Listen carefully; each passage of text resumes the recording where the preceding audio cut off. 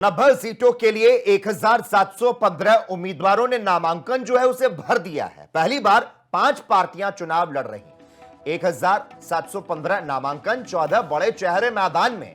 आज नामांकन पत्रों की जांच होनी है। हरियाणा चुनाव के लिए नामांकन 12 सितंबर को खत्म हो चुका है। 90 विधानसभा सीटों के लिए 1715 उम्मीदवारों ने नामांकन भर दिया है। आज नामांकन पत्रों की जांच हो रही है। 16 सितंबर तक उम्मीदवार नामांकन को वापस ले सकते हैं। 5 अक्टूबर को वोटिंग होनी है और 8 अक्टूबर को रिजल्ट आने हैं। हरियाणा में पहली बार 5 पार्टियां चुनाव लड़ रही है। इनमें कांग्रेस, भारतीय जनता पार्टी, जननायक जनता पार्टी, इंडियन नेशनल लोक दल और आम आदमी पार्टी शामिल है। इनमें जेजेपी, आजाद समाज पार्टी और एनएलओ बहुजन समाज पार्टी के साथ गठबंधन में चुनाव लड़ा जा रहा। वहीं कांग्रेस ने इंडिया अलायंस के तहत एक सीट सीपीआईएम को दी है और इस चुनाव के बड़े चेहरों में रेसलर विनेश फोगाट, कबड्डी टीम के पूर्व कप्तान दीपक हुड्डा, सावित्र जिंदल, केंद्रीय राज्य मंत्री राव इंद्रजीत की बेटी आरती राव, पूर्व सीएम चौधरी भजनलाल के बड़े बेटे चंद्रमोहन और पोता भव्य विष्णु शामिल हैं। इनके अलावा पूर्व मुख्यमंत्री बंसीलाल के पोते अनिरुद्ध चौधरी और पोती श्रुति चौधरी, रेवाड़ी से लालू यादव के दामाद चिरंजीव राव, नूह हिंसा के आरोपी मामन खान, मुख्यमंत्री नायब सैनी, पूर्व मुख्यमंत्री भूपेंद्र सिंह हुड्डा, पूर्व गृह मंत्री अनिल विज, पूर्व डिप्टी सीएम दुष्यंत चौटाला उम्मीदवार हैं।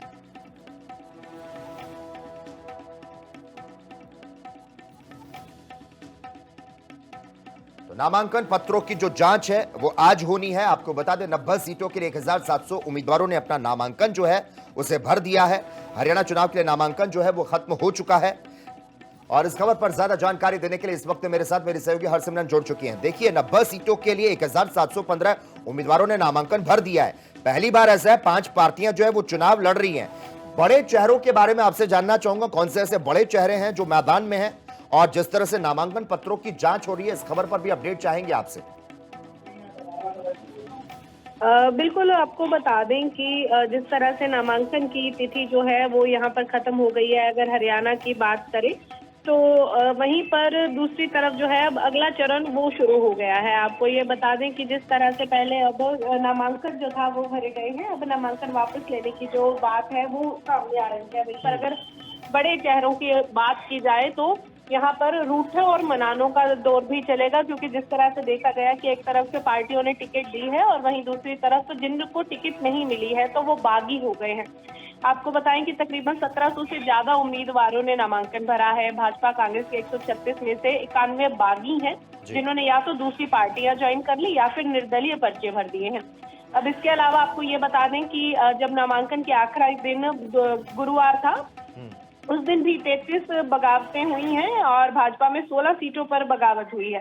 तो इसके लिए उनको मनाने के लिए, उनको साथ रखने के लिए भी नीतियां शुरू हो गई हैं। इसके अलावा इस चीज का भी पूरा ध्यान रखा जा रहा है कि कौन कौन सी पार्टी से कौन कौन सामने आएगा। वहीं पे अगर भाजपा की बात की जाए तो भाजपा ने अपने विनिंग कैंडिडेट्स को, साथ ही साथ जो एमएलए थे या कैबिनेट मंत्री थे, उन्हें जरूर उतारा है। इक्का दुक्का सीट पर ही जो किसी को वोट, अगर हम कहें कि प्रत्याशी नहीं बनाया गया है। दूसरी तरफ अगर कांग्रेस की बात करें तो कांग्रेस बहुत सुलझे हुए तरीके से चली। उन्होंने पहले अपनी लिस्ट 32 की तकरीबन जारी की है और उसके बाद लगा कोई 9 की आई, कोई 10 की आई और आखिरी दिन की तो हमें ये देखना पड़ा कि बिल्कुल लास्ट तक जो है वो लिस्ट जारी ही नहीं हुई, क्योंकि बगावत का कहीं ना कहीं डर था जी।